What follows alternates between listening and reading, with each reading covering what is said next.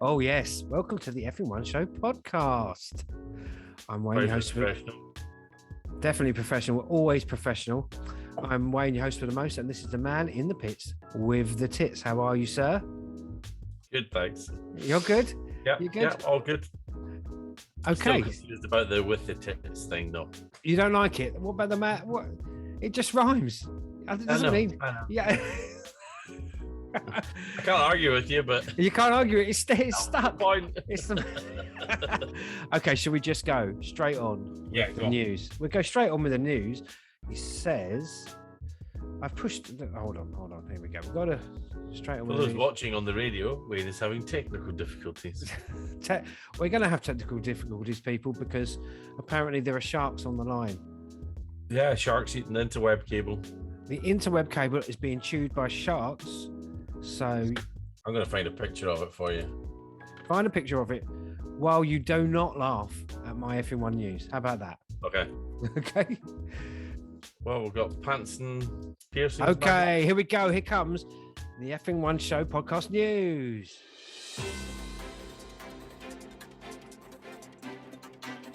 In the F1 Show news tonight, day 4 of the defamation case between the porpoises and the Formula One community. The porpoises claim that describing the erratic behaviour of the cars using their name is derogatory and reinforces negative stereotypes. Lawyers for the aquatic mammals state that they are willing to settle out of court for 3 buckets of mackerel, 2 beach balls, and a signed photo of Fernando Alonso. What do you think of that, eh? No? Yeah? No? Okay. In more news, more setbacks for Nikita Mazepin as he attempts to break back into Formula One. Mazepin has offered to be a Ferrari strategist. It's better. Now that's funny. An arranged meeting went ahead, and Mazepin was 3 hours late, left too early, and was wearing only one shoe. Ferrari state that they are seriously considering the offer. Hey, did you get it? Yeah. Okay. In other news, the war-torn country of the Ukraine has made a shocking and disturbing revelation during a meeting with the UN Security Council. It turns out that its independent country status has all been a dream, and that they are actually Formula One driver Daniel Ricciardo. A spokesman for the Ukraine has stated that this news is the final humiliation for its people. I'm never going to stop shitting on him. Okay. Lastly, in retail, Red Bull Racing has announced that it plans to manufacture a range of pushchairs called the Baby Verstappen. The pushchairs come with endless supplies of dummies to spit out at anybody who gets in your way. And the buggy also has a refund policy which involves Jos Verstappen bombarding unhappy customers with cryptic and insulting tweets. And that ends the F1 Show podcast news for today. Yeah, I like that. That was slightly amusing. You know, I really do try. I've sent you a link to the global internet being attacked by sharks. The internet is being attacked by sharks. Let's have a And look. it has been since 2014. Oh, it's on the wrong screen now, isn't it? Let's have a look. What's going on there? Which screen are you seeing there? You're seeing a blank screen there, aren't you? Blank one. I'm seeing. It's all going wrong already. The slate as well. Isn't the slate a mock one? Isn't that like the onion? The onion, that's always my favourite. Oh, look. So they find one picture and that's it. Confirms their poor internet access. Is that what you're saying? Yeah. Again, we do not ascribe to fake news. So the internet is. Go on. Yeah. So, there's a film of a shark attacking the internet lines there. To digress for a moment, it's not clear that the coating Google is using is actually Kevlar per se. So is it attracting the sharks? I don't know. I didn't do that much research, mate. Why There's not? a paragraph there that said, why are they doing it? Scroll down again. Keep going. Why are sharks attracted to undersea data cables? Unclear. Brilliant. Unclear. That is what you call top notch. They're just curious. They're just curious. And So should we go straight on into pit talk? Yep. Shall we do that? Okay, people, let's stop sharing the screen. Let's get back to us. Okay, let's do pit talk.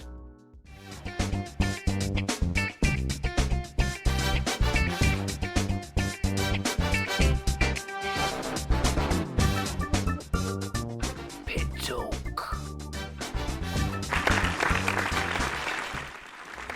Okay. That's our pit talk intro. Okay, what do you want to talk about this week, sir? Upgrades to the car.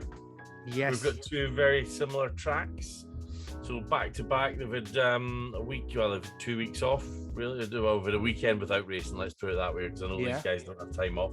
Yeah. So very similar race conditions, slow corners, narrow city circuits in places.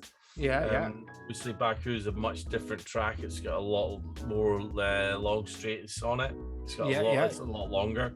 It's about twice the length of Monaco, but it's low downforce. It's so a lot of the areas that were maybe a little bit tricky in Monaco last outing could be improved on. So there's been a few sneaky pictures being taken down the pit lane, different upgrades. Red Bull have kind of not copied, but they're doing a similar tactic to Mercedes, where they put a stay on the floor to stop it porpoising, which hasn't really been an issue that they've spoken about having.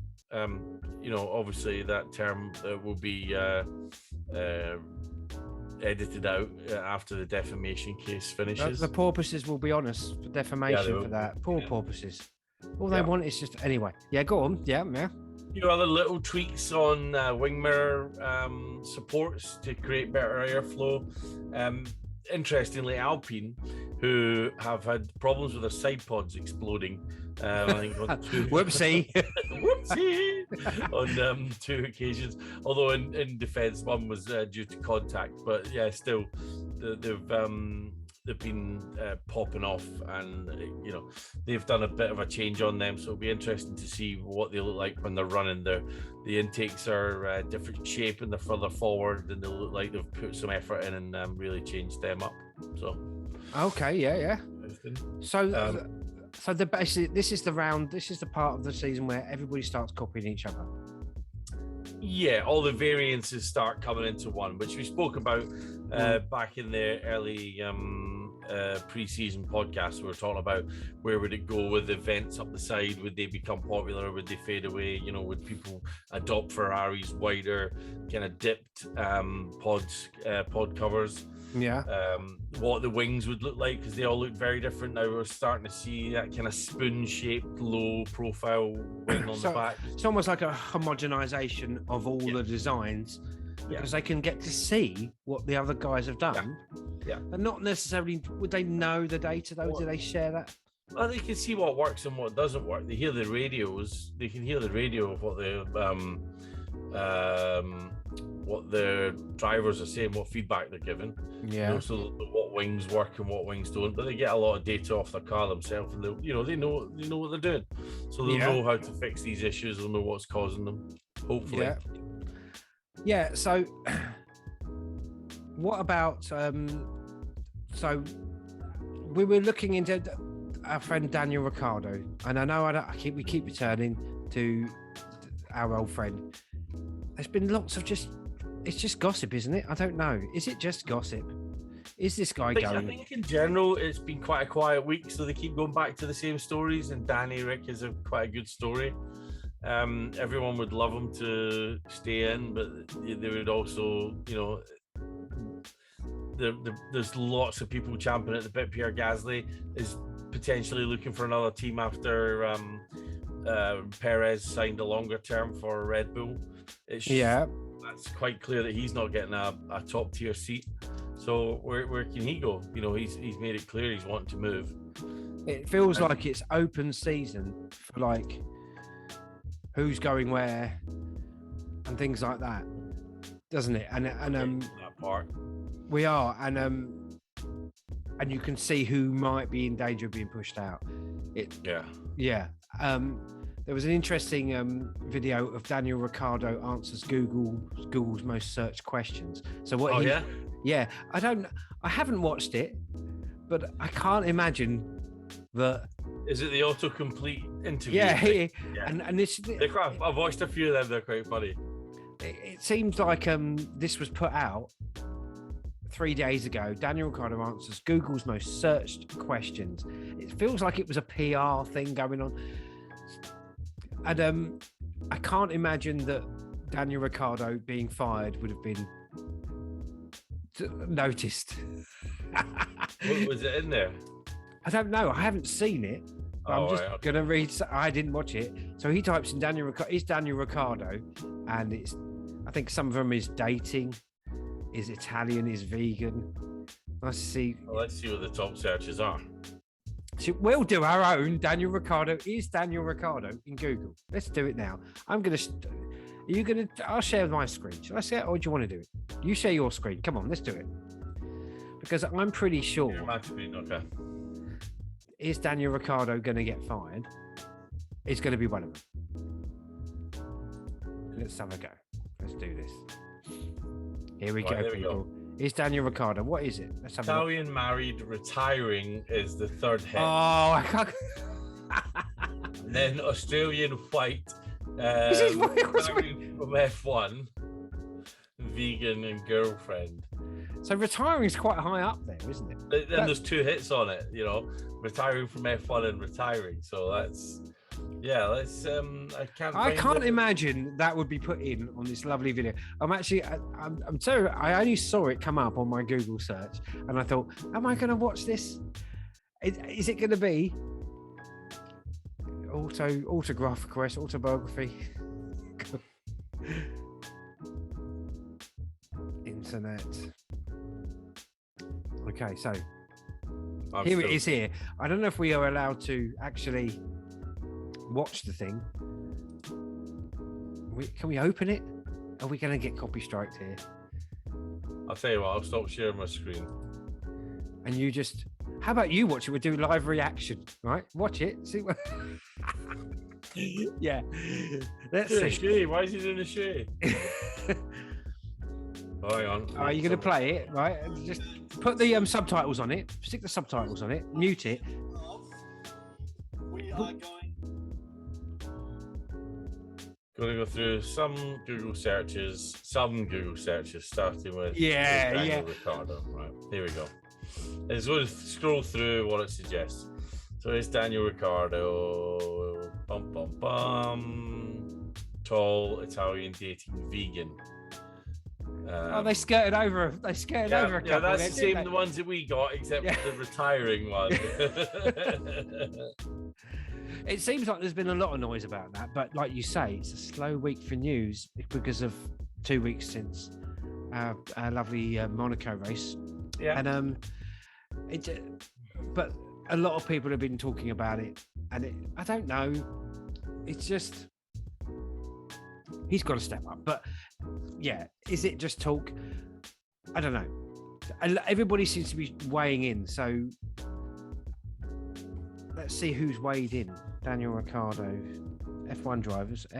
A lot of them tend to be like he's a really nice guy, but you know, and it's when you look at the stats, you know, he's still got a good pedigree. And you hope that his future is as good as his past, but he's not cutting the mustard at the moment, you know. And it took him a while to settle into the McLaren car last year, and then he went on and won. Once he found the sweet spot after Monaco, he went away and he had a bit of a chat with himself, and he came back. And maybe, does that does he like Max Verstappen? Hang on.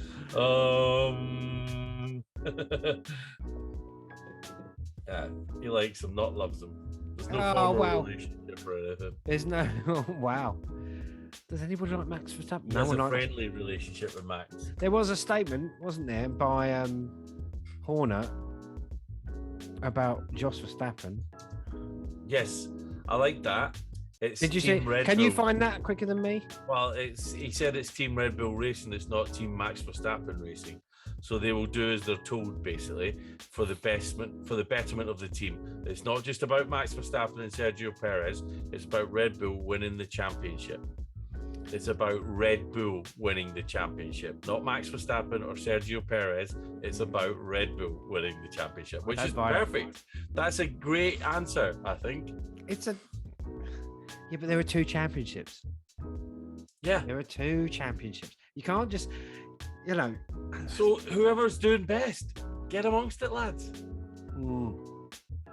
And Max will do as he's told as well. If it comes to giving team orders for Sergio, if he's more consistent, he won last year's Baku Grand Prix, Yeah. So he's got pedigree at this track. Let's see what he does this week, I don't know. Sergio Perez apologizes to wife. Did you see this? See the lovely pictures? I didn't see that. I didn't see the pictures they were talking about. We obviously saw the video. We saw the video, but there were lots of pictures. Yeah, there's the video here of him looking an absolute state. That's worse than me. So just an update on the Danny Rick video. Lando's just been jumping through the background, having a fun, making fun of him and all that kind of stuff. Still nothing about retirement popping up on Google. Every Google search we've done, they came up. Yeah, it seems like a bit of a PR stunt. Chucked out to I don't know to reinforce. Let's have a look at these pictures of Sergio. There are pictures out there. Let's have a look. Perez pictures. Let's have a look. This guy. No. Oh, well, that wasn't me, was it? He deserves it, I think. They're all. I saw an article that James Hunt's son did, an interview. About how many women his dad bedded and the news that I brought to. There are lots of pictures of Perez Sergio Perez caught dancing with mysterious woman at very bad party.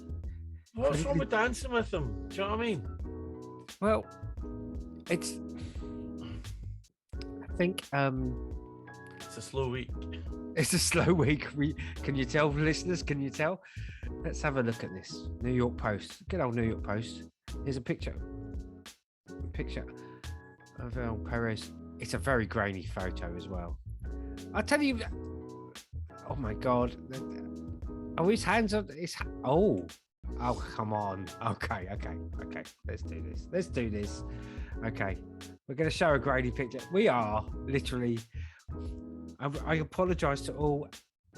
Oh yeah. Of professional. Oh yeah. Right. It's so the same picture though, isn't it? No. Wait a minute. Have I got a different one to you? New York Post, The Sun. There's a video of it apparently. Let's share the screen. Okay. Here we go. Let's share that. Can you see that, sir? Can you see that? That's very grainy, even for our high tech. There's smooching there. Yeah, but I don't know if you look at this one. Wait a minute. There's some grinding going on. You can't tell if that's her or not. Is that Sergio though? Yeah. Now, what's wrong with dancing? You're a married man. Yeah, no, you get in trouble for that, wouldn't you? And there's a lovely picture of him, and there's his wife, look. And there's him winning that. But so this is the picture, really. That one wouldn't get you in trouble as a married man. No. You get away with that one. He's just talking to somebody in a nightclub. It's loud. Sergio, it's loud. There's probably a language barrier, accents. He's drunk. This one. All right, so the video, I just watched the video. It's basically Sergio dancing with the girl, and then somebody's trying to TikTok him, somebody's trying to film him, and then one of the Red Bull PR guys, who you can see in the picture there, yeah, camera out of the way. Salacious gossip on the F1 Show podcast, people. But this picture here, just to describe to podcast listeners, yeah, I mean, is that his hands? This is not an acceptable. It's not just dancing there. Sergio Perez allegedly got close with another woman as well. What? Oh, so that's a different woman. Oh my word! Apologies to his wife after video surfaced of him getting close to another woman. Here's the thing: if you're married, yeah, I don't. Yeah, you shouldn't be doing that. It ties into what you were saying about Monaco, I think. Like when you said that it's all a bit of a party town, it's all a bit of fun. Do you see what I mean? Yeah. So what about these? There's more, and again on the same lines of what we were talking about our old friend Danny Rick. Seems to be a lot of pressure on Mick Schumacher, doesn't there? I think that's more justified than the Danny Rick stuff, to be honest. You think so? Mean, he's cut 2 cars in half this season. We're only on race 6. Right, there's a budget cap. Oh, there's something else we need to talk about. Yeah, that's pressure. Yeah. So, yeah, you say that. Would you rather have a driver cut 2 cars in half or a driver getting in the points? With a car that's capable of getting in the points. Well, the car's capable. I suppose it's relative. I suppose it is relative because the Haas team aren't McLaren. Do they have the same? What do you mean? Well, McLaren and you're going to say a budget cap now, but are they the same financial pressures the Haas team as a McLaren team would be? I think Haas have a tighter budget. You know, I don't think they're going to reach the top end of the budget cap because they can't spend that much. They don't have it to spend. Yeah. But I think, you know, I don't think Mick's got enough pedigree, shown enough pedigree on his own, you know, to be able to do that. Nicholas Latifi's another one. He keeps smacking his cars into walls. You know, their days are numbered. If you keep putting it in the wall, you think, yeah? Yeah, 100%. I mean, you know, Latifi just gently kisses them every now and then and they get them back out, but that's major damage he's doing. There's not a lot of salvageable parts off those cars, you know? Yeah. And it's yeah. It's a shame, you know? Gunther Steiner, they can't afford it. Well, budget cap or not, they can't afford it. Do you think they're missing out Nikita? Nikita Mazepin. At least when he's Spanish, he didn't smack the ball. Did he ever crash it? Did that boy ever crash? Bad? There's a Google search. Right, let's do that. Right, so while you're doing the Google search, we're going to talk about Williams' F1 team is first to be fined for violating F1 cost cap rules. Right. Have you read that article? They basically they just didn't file their returns on time for last year. It's nothing to do with this year's. It's a bit of a sensationalist headline. Yeah. But again, yeah, clickbait. Kind of, yeah. They just didn't report. They didn't submit the paperwork in time. So that's what they've been fined for. It says here they're only fined $25,000. Yeah, it's almost worth the risk, isn't it? What? Just not submitting it on time? Pull your finger out and do your job, mate. No. What I'm saying is, if that's your standard fine for a budget cap violation, no, that won't be. It'll be. Yeah, it's going to be graded, isn't it? Yeah. So in that article, they do talk about what happens. If you go over the budget, right? So you've got a 5% leeway So there's a budget, and then there's 5% into it, and they gauge what the 5% was spent on and whether it's finable or not. And then anything above the 5% is just a straight fine or a sanction or whatever. But so there's a 5% grey area. Okay. As well. That's not a lot, but I like Sebastian Vettel's little statement this year even, where he was fined some silly amount for getting on the little moped, wasn't it? And and he just said, well, where's this money going? And I think that's a valid question to ask. It's just like, we'll fine you. Here's your punishment. We'll fine you. And it's like, where's that money? Where is that money going? You got to love a bit of Seb. You got to love that, man. Yep. I mean, in the British Navy, in the Navy when I was there, if you got fined for bad behaviour, turning up late or whatever, not that I would have done anything like that, but the money went to the King George's Fund for Sailors, which is a charity. So all the money you get fined goes to charity. So it doesn't go. And it's completely transparent. Yes, 100%. Yeah. So it's almost like being late is a virtuous act. I wish I'd used. I did it for those.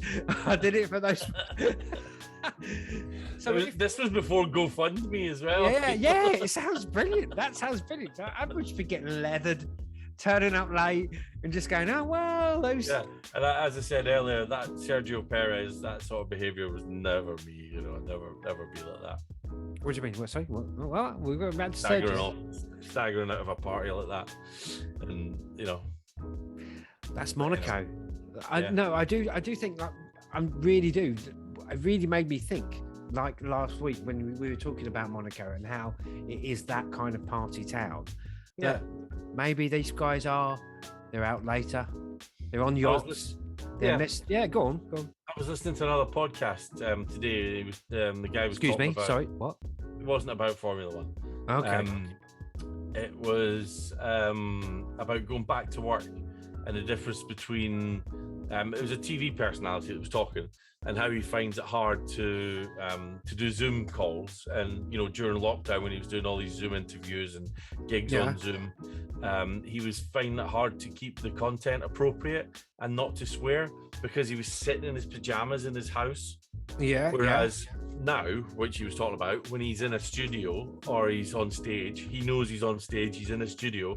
There's that mental distance, mentally comfortable. You're not at home. He's in a character. He's focusing. He's in a zone, and his behavior is different, and it's a lot easier to control that type of behavior. And I think again that goes back to Monaco. It does. I think.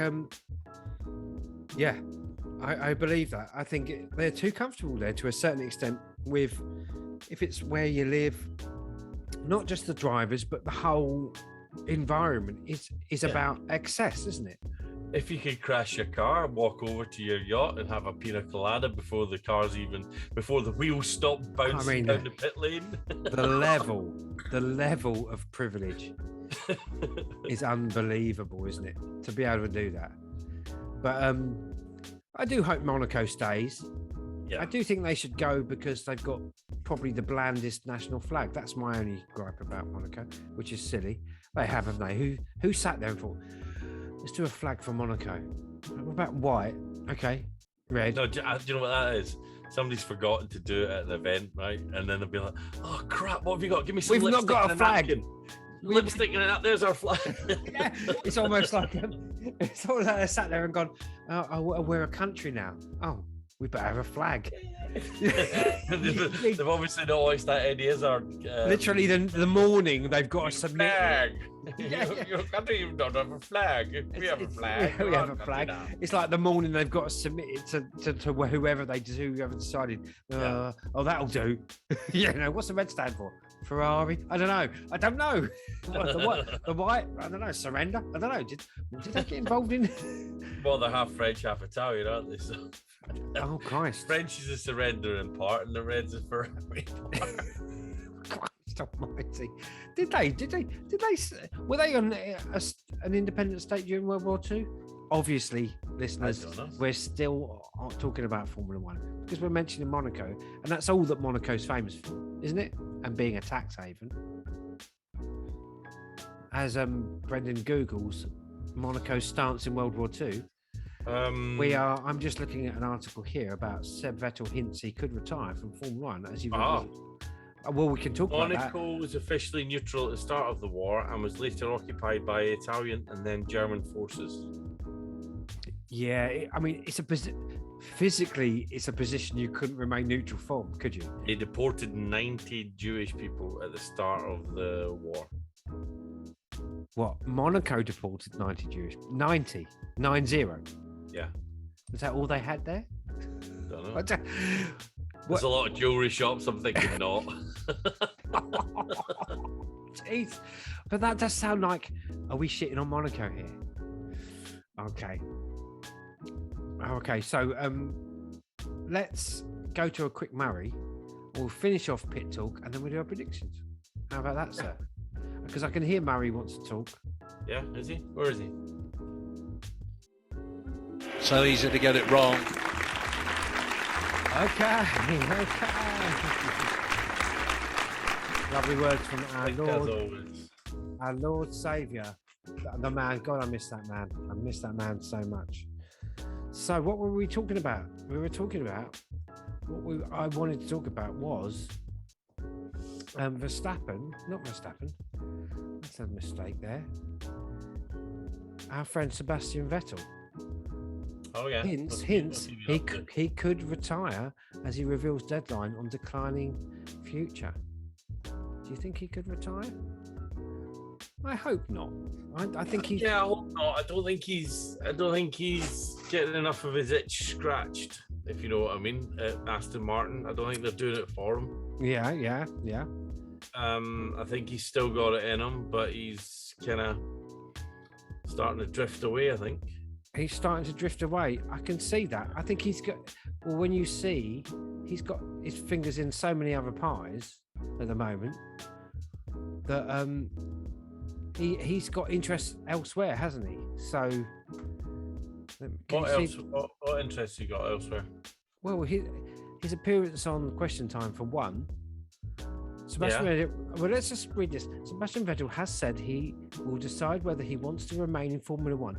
I like the fact that, as a contrast to the Ricciardo thing, this is a guy who's firmly in control of the output about his career. So well, he doesn't have any social media accounts of his own. No, he doesn't, and which it's is part of his contract that Aston Martin will use him to promote their stuff, but he doesn't have any of his own stuff to promote. He doesn't promote his own stuff, which is quite a big move in today's market, you know, and the pressures. He's quite a independent kind of chap. I like him for that. I like him for that. Has hinted he could retire as there are many things he doesn't like about the sport. The Aston Martin driver claims his future will depend on how he feels over the next races, but didn't deny he may walk away. He's fully in control of whether he stays or not. Yeah. Which isn't, you know, like we say about the Danny Rick situation, it's completely out of his control, and he's trying to manage the perception there, which I think that video this week popped up with Daniel Ricciardo promoting, you know, was trying to make a positive kind of view of him. But this is a man who's in control of what he wants to do. He said, I don't know what life after Formula One looks like, and I don't think any sports person knows what the next life looks like. You can have certain things lined up, but you don't know. And I like the fact that he doesn't know. You know, I don't think they have time really to think of anything else while they're doing it. They're just so focused, you know. In between races, they've got to be doing, you know, the regular family stuff. And then, because he's got a young family as well, and but you've also got to be prepping for the next race. You've got to be giving the feedback to the mechanics, the factory. You've got to be learning the next track. You've got to be getting there, staying fit while you're doing all that. And it's a very time-consuming thing. Yeah. And when you look at someone like Hamilton, who manages to juggle a lot of stuff, I mean, he tries his hand at music, or whether he's any good at it is a different thing, but he's juggling a lot of stuff. But you've got to love Seb for the way he does. He does his own thing. Yeah. And walks his own path. And it'll be a shame. He will be sadly missed, but I don't think that will be the last you'll see of him. I think he's a bit of a political animal. Dare I say the word animal? And I am digging that long hair. He definitely looks like an animal with that long hair. Yeah. And it's I'd like funny. to go out for a drink with him. I think it would be fun having a. He is a funny guy, and he's one of those drivers that when he was winning, no one liked him really. He was just like, it was like, oh, you know, it's boring. It's because he was so young, though, wasn't it? I mean, he was pretty young when he was winning. Yeah, and he was seen as kind of boring or whatever. But though he seemed to have matured over that time with Ferrari, he seemed to have, even though it wasn't a great time for him, he still had a lot of success with Ferrari. Mm-hmm. And I think the team let him down way more than he let them down a lot of the time. But I don't know. I think you do as a driver, you go through a stage of not being liked and then liked or liked and not being liked. I think Hamilton might be coming out at the other end of a situation where he hasn't been liked, not by the hardcore fans, obviously, but the perception of the person. Does that make sense? Yeah. I think I know what I mean by that. Yeah. But the future depends on this year and the races that I have.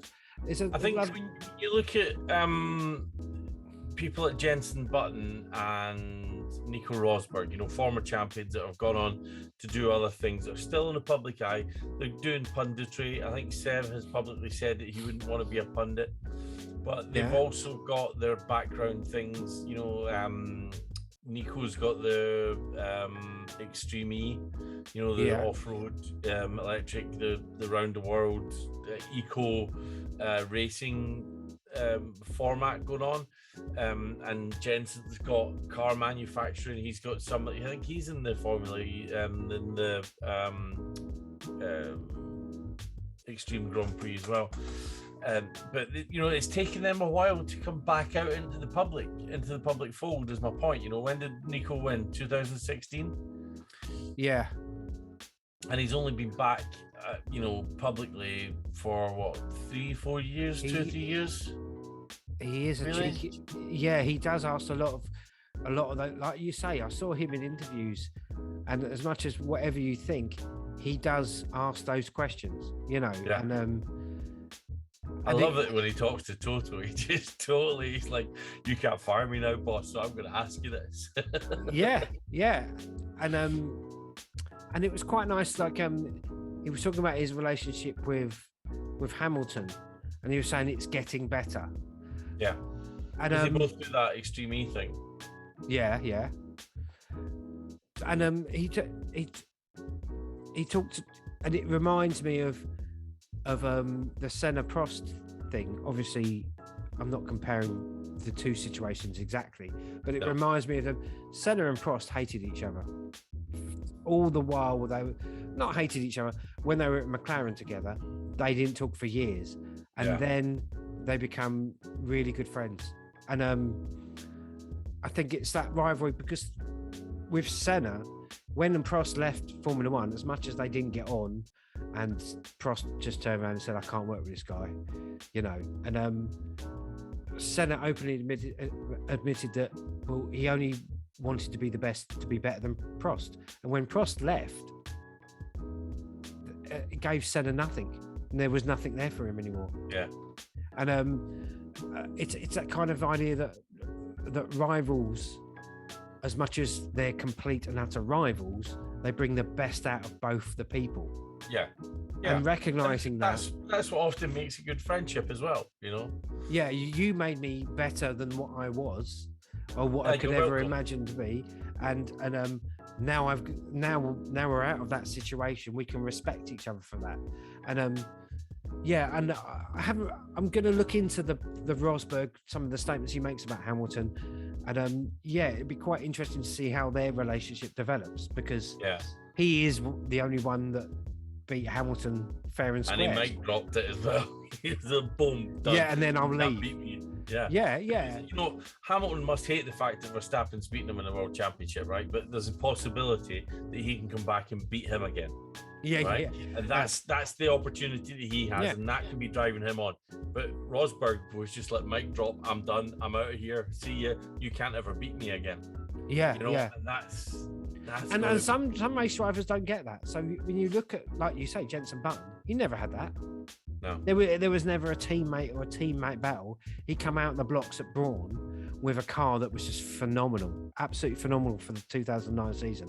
And he just, which he didn't expect, no one expected, because he was at the back of the grid. He was in a bit of Sebastian Vettel territory without the championships. And then 2009 happened and the car just happened to be phenomenal.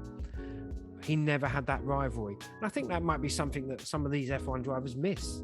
And Alonso had Schumacher, you know, Damon Hill had Schumacher, and Villeneuve had, you know, and they had those. Mansell to some extent.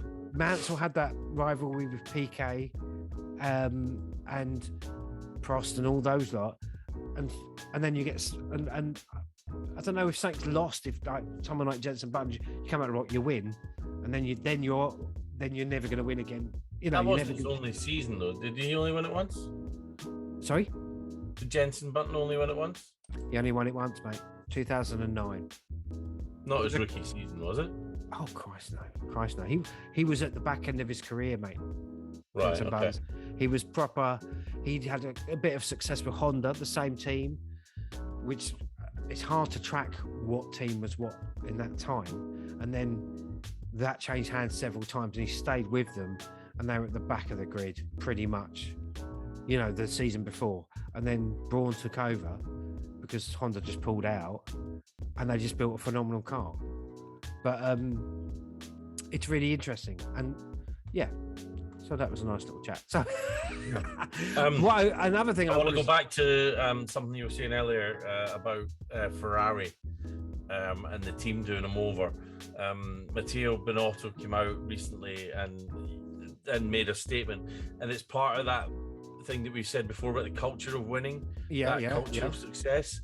That he said that they've stopped the finger pointing and the blaming of people for mistakes. It's the team that made the mistake. It's not a single person. It's for the team to make amends. It's for the whole team to improve, you know, and that's a winning mentality. That's something that they talk about in NASA a lot, that if someone screws up, they stand up and go, well, I screwed up because of this, this, and this, and it's how are we going to fix that? And that's the mentality that they have. It's about not being afraid to go, look, I'm screwing up. Yeah. And instead of, oh, right. Or even better, I think this will screw up. If we do X, Y, Z, I think this is going to happen. You've got to have that. You've got to have that lack of fear. You can't have the fear that, somebody's going to point at me and say, it's my fault. I'm saying something that may be against everybody else, but they've still got to be comfortable almost psychologically within that situation to stand up and go, I think this, or and comfortable saying I've screwed up. They can feel bad about themselves, but it's more of a nurturing environment as opposed to I've worked in environments like in my profession where you walk into a place and you think the culture in this place is everybody is looking after themselves and terrified of screwing up. And as soon as they screw up, everybody's firing off emails. Well, like, I was doing that, I was doing this. There wasn't the culture of, hang on, if we all just say, look, if we're all just honest and own up to when we've screwed up, nothing bad will happen. And it's about fostering that culture. And I'm fortunate enough to work in a place that does have that culture, and it's a happier place to work, and it brings out the best within people. Yeah, it brings out the best in people. And like Richard Branson was saying, don't worry about what your customers say about you. Worry about what your staff say about you, because if you've got good staff, they'll provide good service to your customers, and that'll trickle down. Look after your staff, make sure your staff are happy, and then everybody else will be happy. I've worked in places. It's a real mentality in workplaces. Some people have this kind of Victorian work ethic. It's like I'm in charge, and you'll do what I say, and it's very authoritarian. Yeah. And then all you do is you have people walking around on eggshells, and when they screw up, they don't own up to it. So when something happens that goes wrong, no one knows what's gone wrong, you know. But if you have a different environment where everyone's encouraged just to be honest and own it, then it's a different. It transforms. And what happens is in the workplaces is one, you notice that the staff turnover drops. And that saves a lot of money. That saves a lot of money, and happy workers mean happy customers. But obviously, in a Formula One environment, what you got there? What are you drinking? Not that we Brewdog, not that we advertise on the F1 Show podcast, but that is a Brewdog. There we go. There's a man with a Heineken placard behind him. Oh shit! That's not me. That's Greta. Oh, sorry. Hi, Greta. Hi, Greta. Yeah, bless her. She's probably, God knows how old she is now, bless her. But right, let's talk about, just quickly, these statements by the FIA president. Mohammed Ben, what's his jobs? Let's have a look at these statements. Suleiman. Let's just share the screen quickly, and then we can go on to predictions. Desktop 2, share. So we've got these statements here. I think he made some statements. FIA President Mohammed Ben. Apologies, I can't pronounce it. Go on. Suleiman. Clarifies stance after questioning activism of Lewis Hamilton and Sebastian Vettel. I'll just say Ben. Ben recently appeared to question the activism of former world champions Lewis Hamilton and Sebastian Vettel. The FIA president has sought to clarify his comments ahead of this weekend's Azerbaijan Grand Prix. Watch Formula One's continued weekend live on Sky Sports. Yeah, there's a bit of a shill there. Whoops. What I think the thing is, it's about LGBT. No, what he said is that what he said previously was that it shouldn't become political, that being a sportsman, a driver, isn't about being political.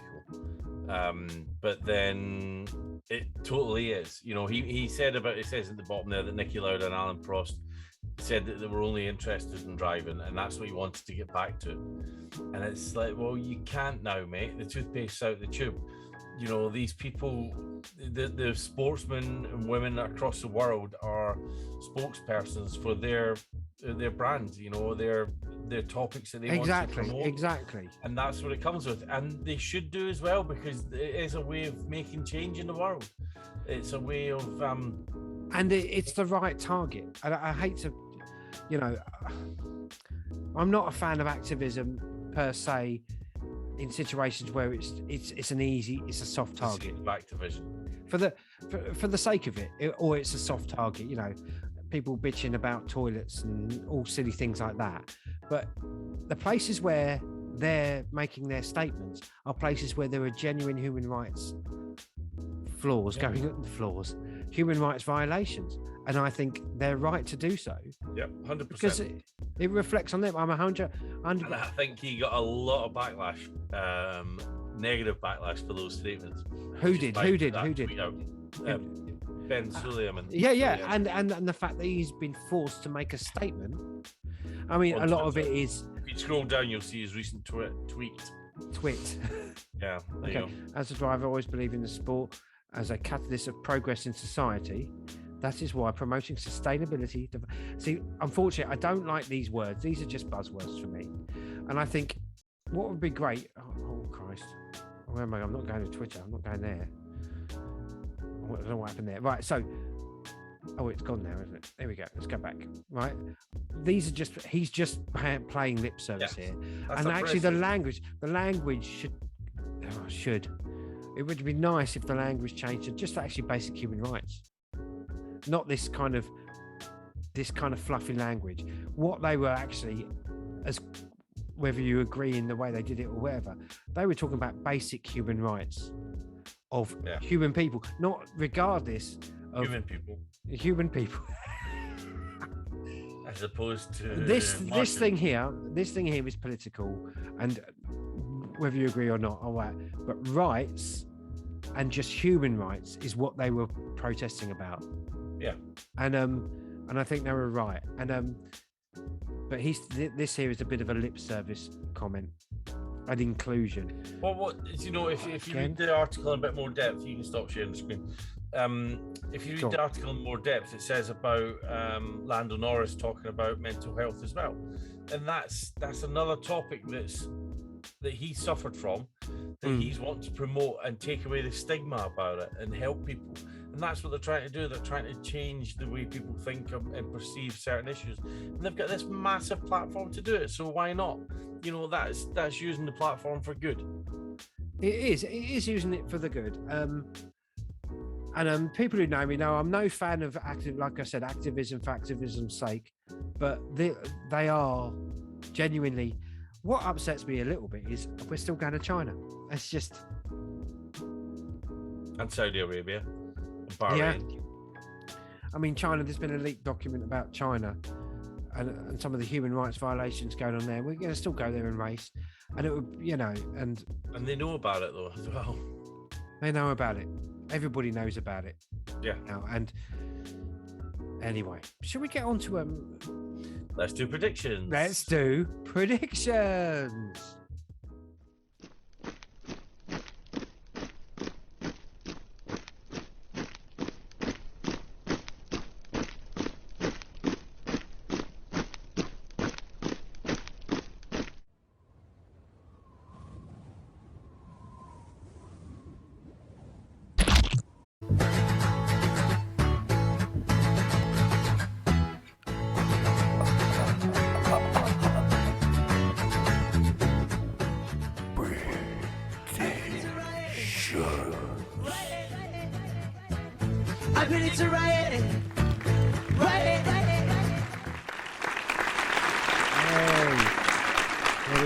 Predictions. All right. The vastly improved predictions animation. I sped that up for you. Oh, have you? Good. Okay, so let's just quickly.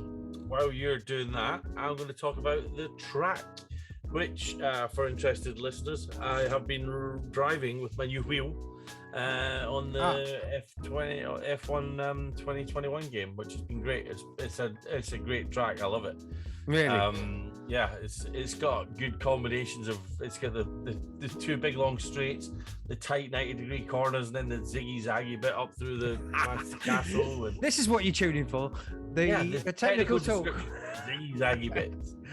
But yeah, it's a 6-kilometer circuit. It's been in the Grand Prix season, the calendar since 2016.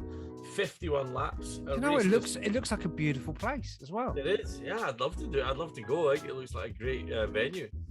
Wow.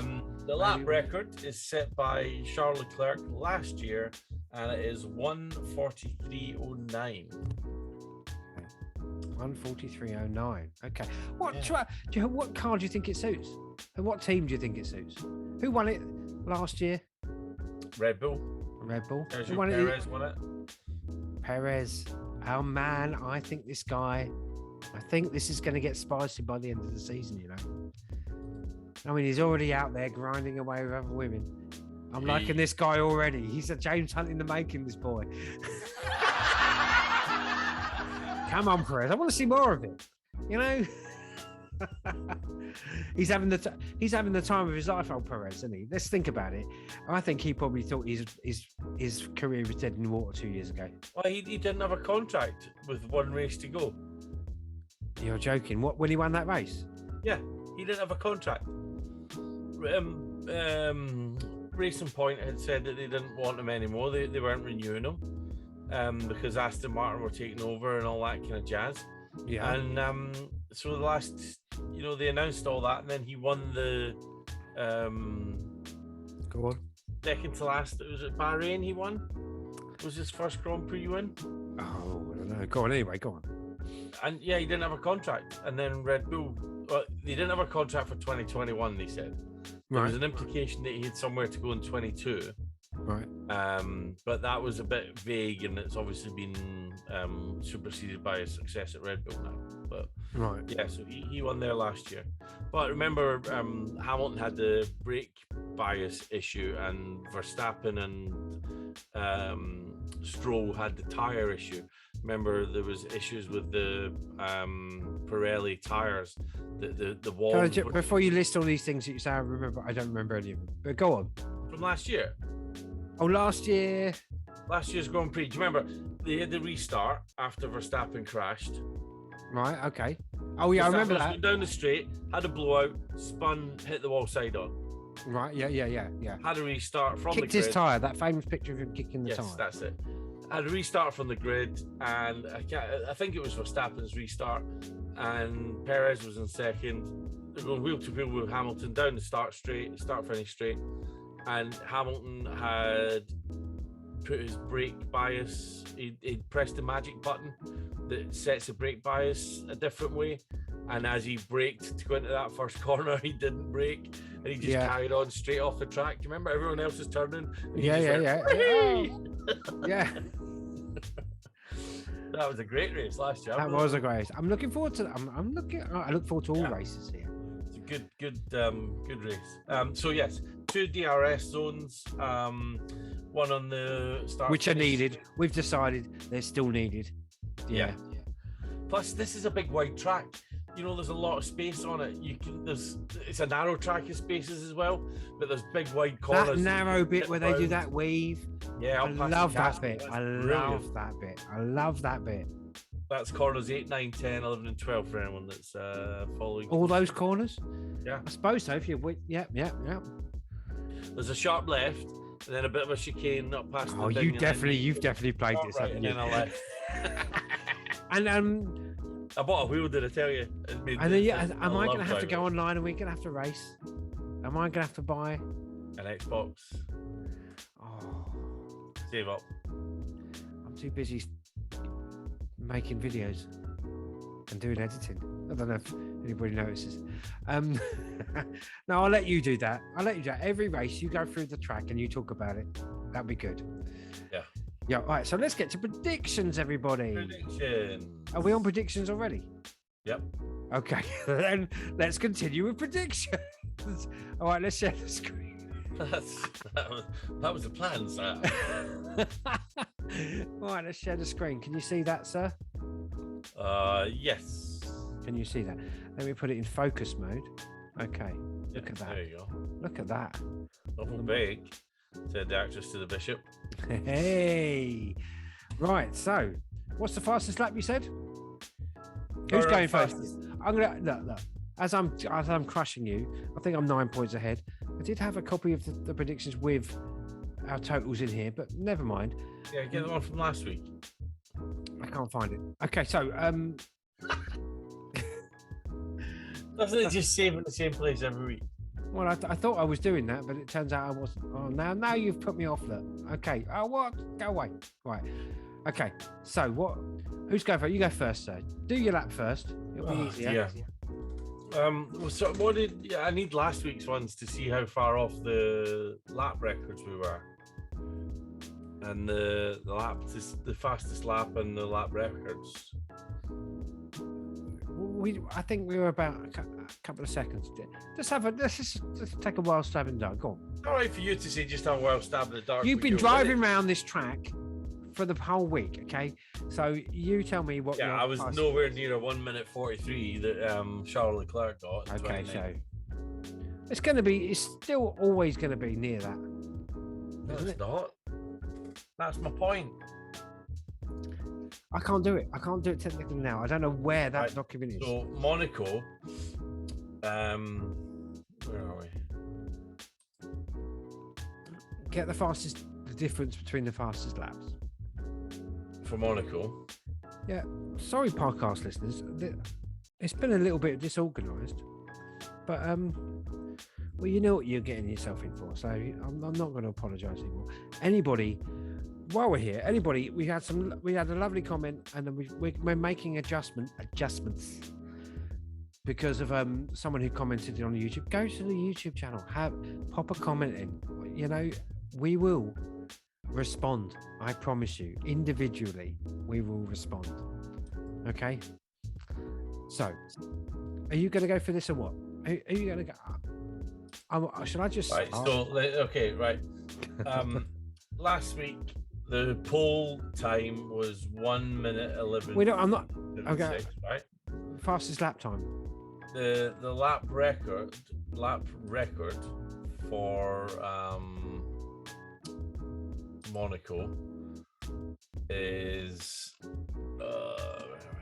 I don't know if you're aware, but we're at Baku now. I don't know if. Yeah, I know. But the lap record is 1 minute 12, right? And the fastest lap was set at 1 minute 14. So it was 2 seconds difference. Over. Yeah. And that track is only 3, so it's half the size. So there's a possibility of it being almost 4 or 5 seconds slower than last year's time, the car. 4 or 5? You said about 2. Okay, no, so on Monaco it was 2 seconds difference between 2022 and 2021. Okay. Right? So on a track twice as long, okay, surely it's going to be 4 seconds, isn't it? 4 or 5 seconds? That's not how it works, mate.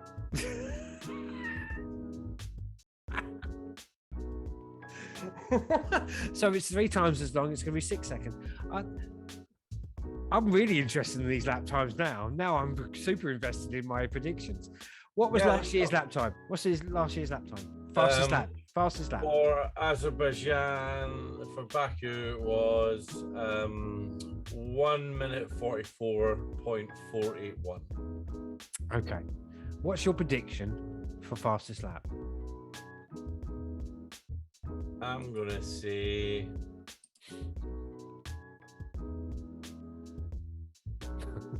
I'm going to say 148.7. 48.7? Yeah. 0.7. 765. 65. Okay. Who are you going to predict for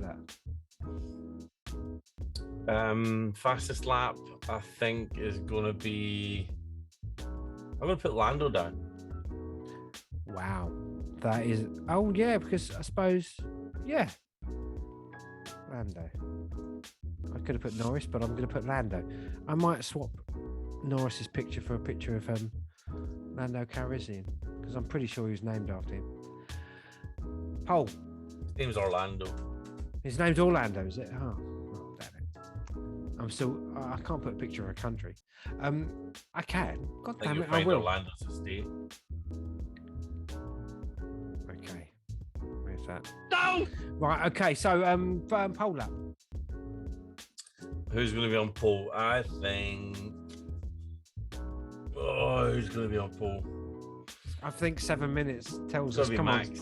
On. Max? Yeah. I'll put Max to save time in capital letters. There you go for Max. Okay, let's do it. Who's going to win this race? Yeah, it is you. You're going to go for Perez. I'm edging towards this guy every day. This guy parties. I'm going to call it. If this guy drives like he parties, he's an ace. Second. Max. I'm going to say a Red Bull 1-2, followed by Carlos. I think Carlos is in the ascendancy. And then Lando, and then Charles. You think Charles going to have a terrible start? I think he's on the way down again. I think he's having a. Oh, you think he's lost his edge a bit? Yeah. I think he's having a bit of a wobble. Okay. Then Jorge. Okay. Then George in 6th. Okay. Yeah. Bottas 7. Hamilton 8. Where is Bottas 7? Hamilton 8. Hamilton from Grenada an 8. Yeah, Hamilton from. And then I think we're gonna have. Leclerc's got the French flag under him there. Yep. Anyway, go on. We're gonna have Where is he? I can't even see him. Fernando. I'll find him. I'll find the man. There he is. And then Gasly in 10th. Okay. Right, I'm going to be a bit more conservative with the fastest lap. Oh, what was that? What was that noise? Okay, so fastest lap, I'm going to go 1:46.045. I'm going to keep it at Verstappen because I think he's going to be a bit desperate to get a point. And I'm going to go for pole. I think Verstappen. I think Max. I'm going to go Max. Right, okay. And I'm going to do pretty much. I'm going to do Leclerc third. I'm doing it all wafty. Sorry, podcast listeners. Okay, so I'm going to put. Oh, this is tough because you've got a stellar performance there. I think I'm going to put. Oh Christ! Let's go from number one. We should get this in order here because podcast listeners. Okay, number one. I'm looking for another Perez, but I'm going to have to do that. Okay. Oh, I don't know what happened there. Let's get another Perez. Perez. Oh, why is that not copying across? I'm going to put Perez number one. Okay. I'm going to predict a swing around here of the Ferrari Red Bull thing. I'm going to put Sainz in second. I'm going to put Leclerc third. I'm going to put Verstappen fourth. I am then going to put Russell. No. I'm going to put Hamilton fifth. I want Hamilton. What I want and what I get is two different things, but I want Hamilton to actually get past Russell for one race, for the love of God. Prove you're a champ. Then I'm going to put Norris in sixth. Then I'm going to put Russell in seventh. Okay. And then Bottas, because he's a bit stern there. He's notice poor old Williams boys left on the sidelines here. I'm going to give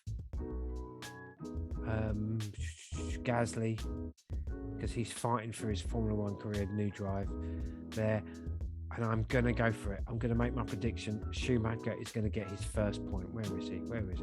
I just had him there. Where is he? Am I going out of my mind? Where is Schumacher in this lot? There he is. Schumacher 10th. He's been given hurry up. There we go. There's our predictions, people. As you know, I'm crushing it with the predictions. So I don't expect anything else but success. Okay? That's the best way to be, my friend. A winning culture. I have got a winning culture here. Yeah? I'm not afraid. Not afraid to... Oh, shut up. Right, okay.